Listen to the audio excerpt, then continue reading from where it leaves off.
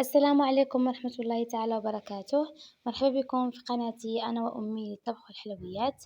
اليوم إن شاء الله بغيت نشارك معكم واحد الكيكة طبقات كتجي لذيذة بزاف. تابعوا معايا المقادير وطريقة التحضير.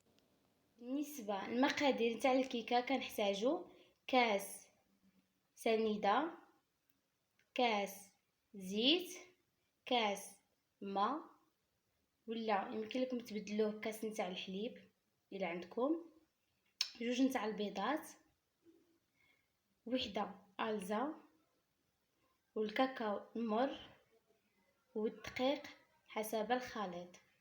تابعوا معايا.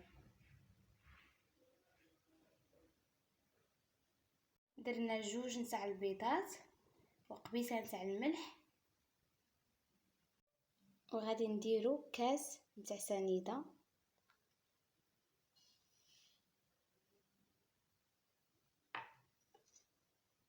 ونحركو مزيان الخليط نتاعنا.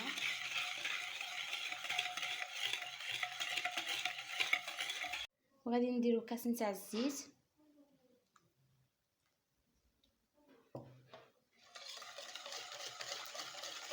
وغادي نديرو كاس نتاع الماء، يمكن لكم ديروا كاس نتاع الحليب. خلطو كلشي مزيان، نديرو الطحين، ندير واحد التماره حمراء،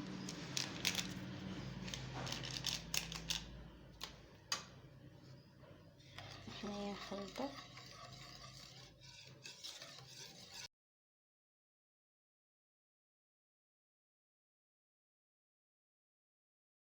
غادي نديرو كاكاو المر،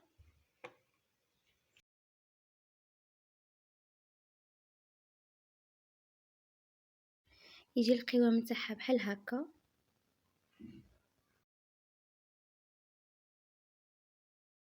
بالنسبه للطبقه الثانيه كنحتاجو فيها نص لتر حليب، جوج فلون فاني ولا اي نكهه كتفضلوها، وجوج معالق كبار سكر سنيده.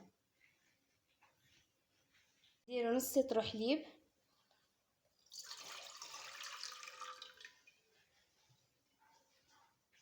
نديرو سنيده،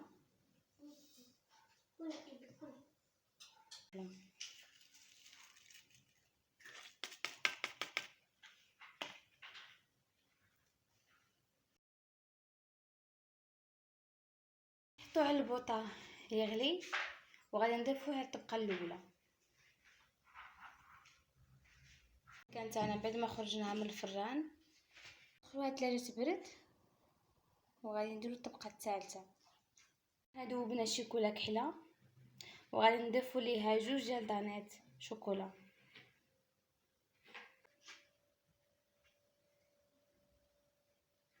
خلوها تبرد وتابعوا معايا الشكل النهائي. التزيين كيبقى اختياري.